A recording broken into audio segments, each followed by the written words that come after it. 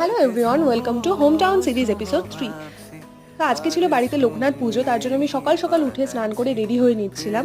But আমি already ঘুম থেকে উঠতে ভীষণ লেট করে ফেলেছিলাম, সো কিছুই না, জাস্ট ময়শ্চারাইজার, সানস্ক্রিন আর একটু লিপস্টিক লাগিয়ে আমি হয়ে গেলাম রেডি আর চলে আসলাম ঠাকুর ঘরে।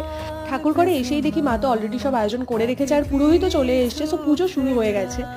জেনারেলি বাড়িতে কোনো পুজো থাকলে আমি সবসময় উপোস করে কিছু কিছু পুজোর কাজ করতে ভালোবাসি, বাট এদিন যেহেতু ঘুম থেকে উঠতেই প্রচুর লেট হয়ে গেছিলো, তাই কোনো কাজ তো করা পসিবল হয়নি।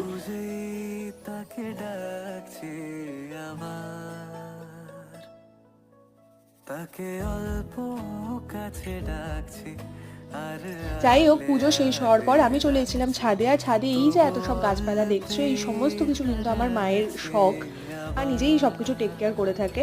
এবার যেহেতু আমি উপোস ছিলাম, তাই আমার খুব খিদে পেয়ে গেছিলো, আর নিচে এসে একটু প্রসাদ খেয়েই মা আমাকে লাঞ্চ খাইয়ে দিচ্ছিল। And this was it for today's blog. I hope you guys enjoyed it. See you in my next blog.